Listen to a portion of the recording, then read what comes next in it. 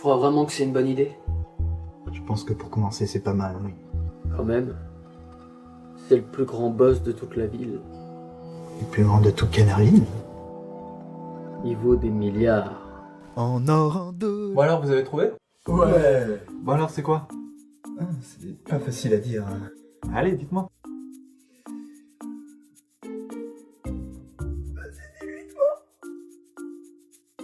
Non, toi, dis-lui. Je préfère que ce soit toi. Mais c'était ton idée, dis-lui. Vous allez cracher le morceau, oui?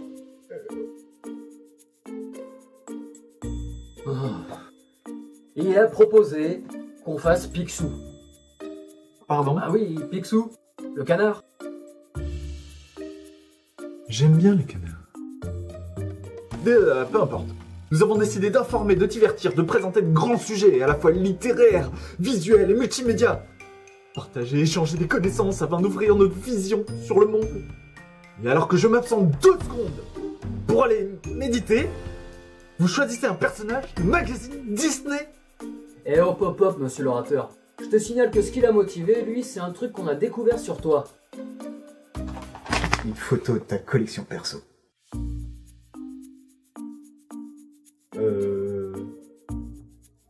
Écoute, Picsou, c'est un personnage pour tout le monde, petits et grands. Un personnage profond qu'il faut pas oublier. Ouais, ça c'est un canard. J'aime bien les canards. Bon allez, on tente. Ouais. Mais qui commence?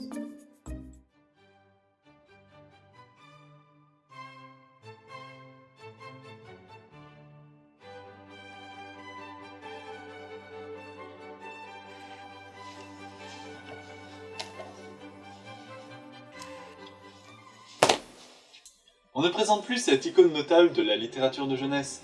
En effet, passé culte par ses aventures aussi extraordinaires qu'extravagantes, pour ramasser puis conserver son fabuleux magot, Picsou, Balthazar de son prénom, est un personnage de fiction que l'on connaît tous et qu'on n'oubliera pas de sitôt. Créé par Karl Barks pour les studios Disney en 1947, jusqu'en 1966 tout de même, et poursuivi par de nombreux auteurs, dont le plus fameux est sans aucun doute Don Rosa de 1987 à 2004, connu notamment pour son travail sur la jeunesse de Picsou, qu'il revisite de 91 à 93, en s'inspirant du travail de son prédécesseur, dont l'intégralité est ici présente, éditée chez Glénat, dans un format pas poche. Dans la version originale, il avait pour patronyme Scrooge McDuck, en référence à l'œuvre de Charles Dickens, Un chant de Noël. Personnage emblématique, caricature de l'exagération capitaliste, il démontre à lui seul que le fait de passer sa vie à chercher à assouvir ses volontés primaires, et ce même, particulièrement une fois son objectif atteint, ne peut en aucun cas mener à un accomplissement personnel, à une évolution de son moi. Ouais, grosso modo, c'est juste une BD qui dit que l'argent fait pas le bonheur, quoi. Non, c'est réellement une critique complète sur le système capitaliste défendu par ces barbares néo-fordistes. C'est juste une BD! Oui, bon, pas la peine de s'énerver. Bref, souvent appelé Oncle Picsou par sa famille, il est en effet l'oncle de Donald Duck et grand-oncle des neveux de ce dernier, Riri, Fifi et Loulou Duck. Il est le fils d'Edith Drake et de Fergus MacPicsou, dont il hérite le nom mais en fait sauter la particule typiquement écossaise lors de son installation définitive en Amérique pour faciliter son assimilation. Cela n'étant cependant vrai que pour la version française, puisqu'il conserve son nom d'origine dans la version anglaise afin d'éviter toute confusion entre les familles Duck, Donald, et McDuck, Picsou. Il est pingre, imbu de sa réussite et potentiellement colérique, mais malgré tout très attaché à sa famille, même s'il est extrêmement maladroit dans ses rapports à autrui. Et d'autant plus attaché à conserver des liens avec les nouvelles générations qu'il conserve d'importants remords pour avoir saboté, plus ou moins volontairement, les relations qu'il avait avec sa famille directe, trop tourné vers sa quête permanente de la richesse, pourtant initialement destinée à mettre ses proches à l'abri du besoin. Issu d'une famille extrêmement modeste, quoique anciennement noble et puissante, il vit de nombreuses aventures, dont d'un grand nombre aux côtés de sa famille, qui l'entraîneront dans tous les coins du globe. Il commence sa recherche de la richesse enfant, travaillant dur dès ses 13 ans pour aider sa famille à subvenir à ses besoins, mais aussi à recouvrir et conserver cette terre natale. Il subit aventure sur mésaventures, en devenant sans cesse riche par la seule force de sa volonté, puis pauvre par un malheureux concours de circonstances. Il atteint finalement son objectif, mais perd sa famille, attristée qu'elle devient par sa personnalité qu'il a fini par devoir développer pour arriver à ses fins. Il a fini par se rapprocher des derniers membres de sa famille après des années passées, permettant l'arrivée de la nouvelle génération. Il peut compter dans ses aventures autant sur ses ennemis récurrents, entre autres Mystique, les Raptous, Flersou, Cripsou, que sur sa famille comme Donald et ses deux bulles, et leurs amis tels Géo trouve tout. Bon, et bien voilà, je laisse la parole à Tom pour sa rubrique cinéma. Non, à moi. Mais pourquoi? C'est pas logique chronologiquement parlant. Oui, mais je crois pas qu'il soit en état après avoir regardé tous ces épisodes de la bande Picsou. Picsou! Il en est au combienième? 92e l'épisode. Oh mon dieu. DuckTales, la bande Picsou, est un jeu de plateforme développé et édité par Capcom et sorti en 1990 sur NES et qui vous permet de vivre une histoire originale qui se passe dans l'univers de la série DuckTales sur laquelle on reviendra. Pour connaître l'histoire, il faut lire le manuel. Mais oui, comptez pas trop sur le jeu parce qu'on commence directement sur l'écran de sélection des niveaux. Bon, en même temps, il s'agit jamais que de parcourir ces 10 niveaux pour trouver un trésor. On a vu plus original. Par contre, c'est avec le 2 sorti en 93 qu'on a l'immense luxe d'avoir une scène d'introduction. Et même une présentation des niveaux. Une présentation des niveaux sur NES. Bon, après, finalement, on découvre qu'il faut parcourir les niveaux pour trouver des trésors. Bon, ça reste succinct, et c'est avec l'édition remasterisée développée par WarForward Technologies et éditée par Capcom, disponible sur PC et console de salon depuis 2013, qu'on a enfin des cutscenes qui font lien et qui donnent corps à tout le fanservice présent dans le jeu original. On donne beaucoup de corps. Beaucoup de corps. Sans dire même hardcore. Alors? C'est bizarre, ça lui donne du corps, je trouve. Oui, parce que finalement, avec tous ces cutscenes, on se retrouve avec un rythme de jeu fortement haché. Ce qui reste sympathique, c'est qu'évidemment, on rencontre plein de personnages de l'univers de la série. Donc je trouve tout, Flagada Jones, Riri, Fifi, Loulou, Zada, etc. Et comme ennemi, on a notamment Mystique et Ratou. Non, 2 Ratous 3 Ratous. Ah, punaise. Bon, il y a tellement de Ratous, parce que c'est une aussi grande famille que ça. Hein. Selon Barks, il y en avait eu 36 frères jumeaux. Je n'ose imaginer l'état de la mère, Maratou, alors qu'elle venait d'accoucher d'Hexacatria compliquée. Ça devait faire mal.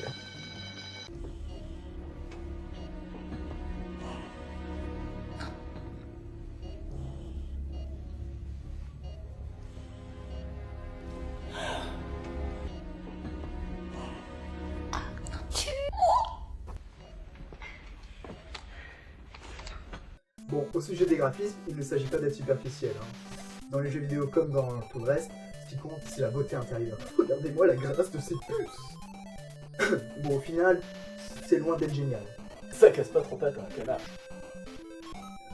La version remasterisée ajoute des fonds en 3D avec un premier plan d'action en 2D. Ce qui se fait très courant en ce moment, mais finalement ça marche bien, alors pourquoi ce plan? Les fonds sont d'ailleurs plus étoffés, on a quelques animations faciales qui se retrouvent sur le visage notamment de Picsou. Mais ce qui est dommage, c'est que les personnages font les ventriloques pendant les dialogues. Ils se sont fait clouer le bec. Ouais. Bon, on aurait pu espérer des cinématiques qui se passent avec les mêmes animations que la série éponyme. Mais bon, on peut inventer la paix entre Israël et la Corée du Nord.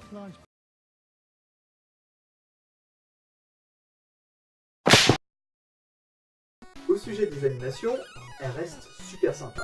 Regardez comme il remue le croupion. Imaginez cette scène IRL. Pour tout ce qui est sonore, ça va. Les bruitages, ils ne donnent pas la migraine au bout de 15 secondes, donc ça passe. Pour le doublage, par contre, c'est inaudible. Come in, Launchpad. On dirait I du found Donald. something. There's a carving of Monko L'anglais. Cupquack on this stone slab. J'en And entends there's pas. 8 statues.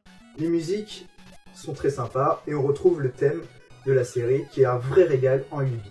Et tous les autres thèmes sont devenus pour la plupart cultes.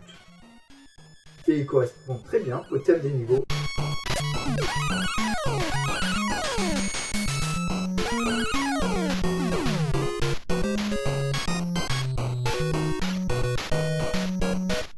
Au niveau du gameplay, alors, dans ce jeu, on tue des gorilles, des serpents, des lapins, des chèvres, des chiens, des canards, et tout ça nous rapporte de l'argent.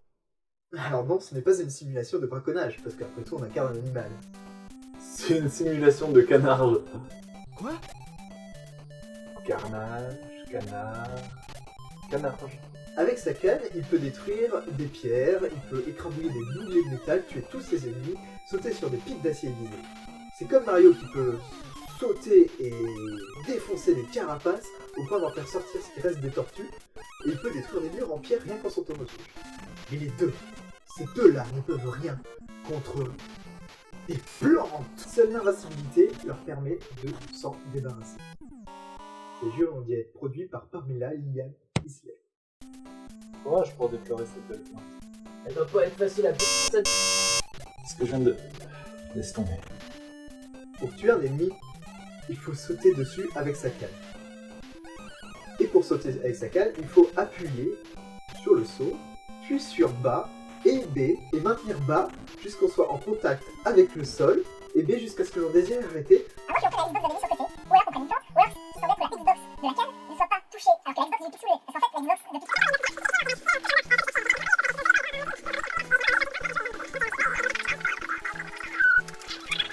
Et sinon, dans le 2, on fait saut et B. De toute façon, c'est débile et absolument pas réaliste de tout le temps tout sauter via une canne. À moins de s'appeler Dominique Saute-Canne. Ha. C'est un jeu qui a un défilement libre et qui est non linéaire.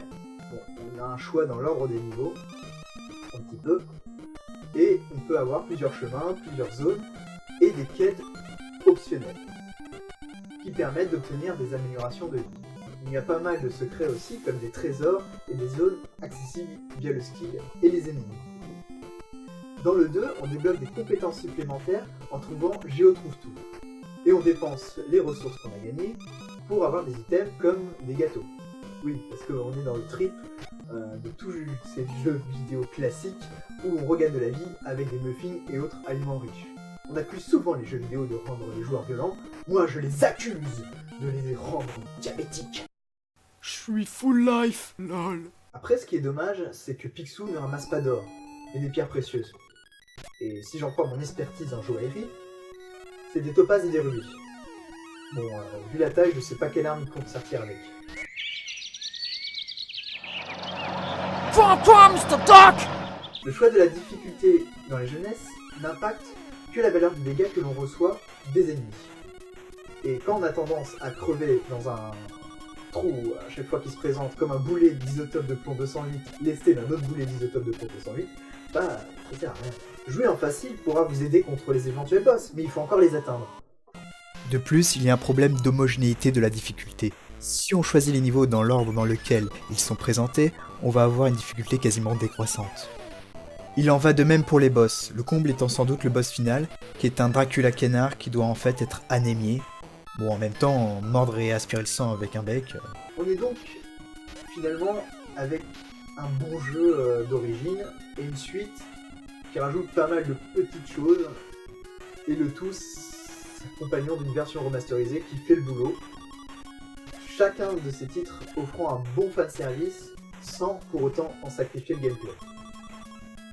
Ce qu'il faut comprendre, c'est que même si vous n'avez pas de NES, la version remasterisée est disponible à moins de 15 € et offre pas mal de bonus comme les musiques en 8 bits. Ça va mieux? Ouais, ça y est, j'ai fini. Ouais, quand j'y repense, c'est vrai que j'ai accepté de faire ce truc-là pour présenter le cinéma comme un art noble, tu vois, et là je me retrouve à traiter des dessins animés pour enfants. C'est pas le public qui fait la noblesse d'une œuvre, mais sa qualité. Ouais, enfin bon, les dessins animés Picsou, excuse-moi, ils gagneront jamais un César. Un César peut-être pas, mais une palme d'or au Festival du Cannes.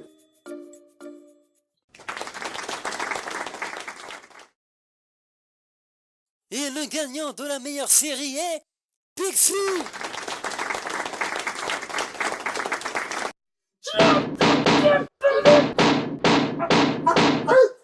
Ah si c'est possible de sauter sur une canne. Oh, miséricorde. Faut admettre qu'on a loupé une étape importante dans la biographie de Picsou. C'est vrai. Entre la BD et le jeu vidéo, il y a eu quelque chose. Picsou est passé par la case de l'animation. En fait, Picsou va devoir attendre longtemps avant d'apparaître sur les écrans de télévision. De sa création en 1947 jusqu'au début des années 80, on ne le verra presque pas. Tout juste quelques apparitions, mais néanmoins, un premier rôle dans ce court-métrage, Picsou banquier ou comment réussir dans la finance. L'argent doit circuler, circuler de tous côtés. Dans cet animé musical, qui se veut éducatif, Picsou explique à ses neveux Réré, Fifi et Loulou comment le système économique fonctionne et comment faire fructifier de l'argent. Au final, ses neveux investissent tout leur argent, à savoir... La formidable somme d'$95. Oui, ils ont bien dit. La formidable somme d'$95. Dans la société de Picsou. Ça fera 3 cents d'honoraires. 3 cents? Et en plus, ils les taxent! On n'a jamais rien gratis.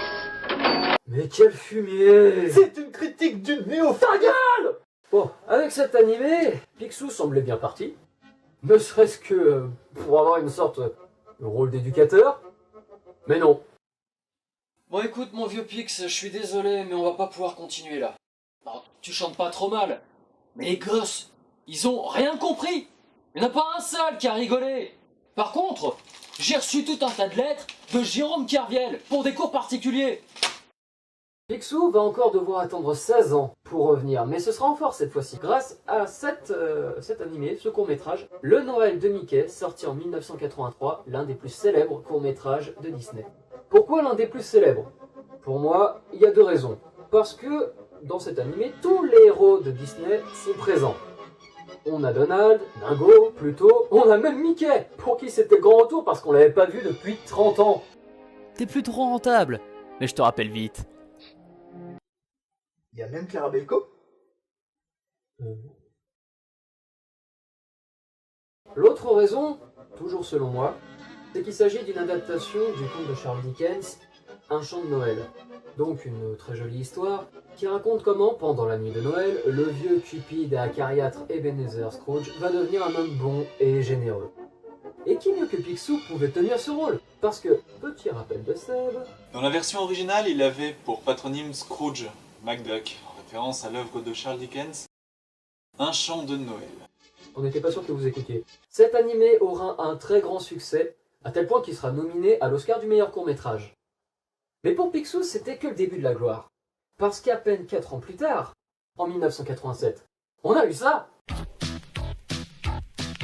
C'est le plus grand boss de toute la ville, Picsou. La célèbre série télé animée La Bande à Picsou, qui passait dans Disney Channel, puis dans Disney Club, la première série de Walt Disney TV Animation. Il vaut des milliards en or, en dollars, Picsou. On y retrouve à peu près tous les personnages d'origine de l'œuvre de Karl Barks. La plupart des épisodes sont d'ailleurs inspirés des aventures de Picsou en BD. Mais il y a aussi des créations originales, comme des personnages secondaires, qui sont plutôt les bienvenus. Par exemple le piteux aviateur Flagada Jones ou la petite Zaza, qui au départ n'est pas un membre de la famille de Picsou. Non, il s'agit de la petite fille d'un autre nouveau personnage, à savoir Mamie Baba. Je résiste pas à l'envie de vous montrer un truc. Le personnage de Mamie Baba est doublé par une comédienne nommée Claude Chantal, laquelle a entre autres doublé un autre personnage célèbre de l'animation, à savoir Krillin. Oh bah non! Et si! Oh, miséricorde! C'est vrai que ces 2 personnages sont tellement proches. Yann! Ah!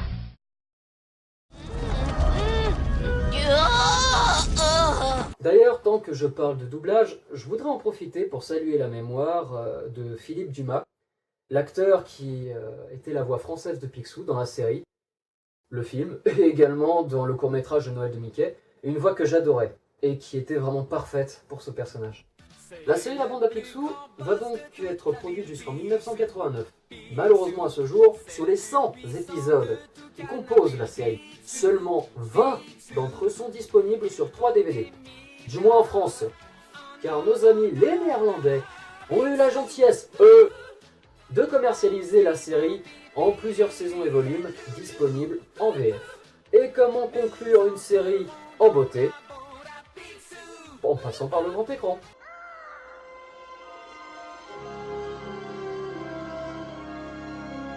La Bande à Picsou, le film, est un long métrage sorti en 1990 et qui conclut la série. Oui, le titre et la police d'écriture d'ailleurs s'apparentent beaucoup à quelque chose de connu. Je vois pas. Mais ne tirez pas de conclusions trop hâtives. Je suis persuadé que c'est parfaitement volontaire. Bien qu'il soit le 34e long métrage Disney, il ne fait pas partie des classiques car il a été réalisé par Disney Toon Studios, une filiale de Walt Disney TV Animation. D'ailleurs, une partie de l'animation de ce film a été faite en France. Au sujet du scénario, eh bien, il a été écrit par Alan Burnett en collaboration avec Karl Barks lui-même. Au sujet de l'histoire, eh bien, elle s'inspire très fortement d'un des contes arabes des Mille et une nuits, à savoir Aladdin et la lampe magique, rendu célèbre par le long métrage de Disney qui est pourtant sorti après la bande à Picsou. On y fait également rapidement référence à un autre conte des Mille et une nuits, à savoir Ali Baba et les 40 voleurs. Honnêtement, si vous avez aimé la série, il n'y a pas vraiment de raison que vous n'appréciez pas le film. Le seul petit hic éventuel, c'est qu'on y trouve tous les personnages principaux, mais aucun personnage secondaire, genre on retrouve tout, Major Castor, Gérard Mentor, aucun ennemi non plus, les Mystiques, les Raptou, Grixou, aucun. Après tout ça, il était temps pour Picsou de prendre sa retraite de l'animation et de partir en pleine gloire, de se faire encore plus de pognon en se reconvertissant en jeu vidéo qui allait nous faire passer la pilule de son départ, et de rester à jamais, pour les petits et les grands, la plus belle incarnation du radin sympathique. Bon, je vous l'accorde, c'était pas mal comme film. Un sympathique personnage, plus complexe qu'il n'y paraît, qui est très bien développé par de grands auteurs, qui a contribué à amuser plusieurs générations. Même les Finlandais. Même lui. Le leader du groupe finlandais les Nightwish, Thomas Holopainen, est un grand fan de la jeunesse de Picsou, de Tom Rosa, et donc il a conçu les musiques d'un album qui s'inspire de la BD. et ça vient de sortir. Et vous trouverez le lien à la fin de la vidéo. Voilà, il est temps de se quitter. N'oubliez pas de profiter et de croire en votre imagination. Ça veut dire que si je crois être intelligent, C'est ton imagination.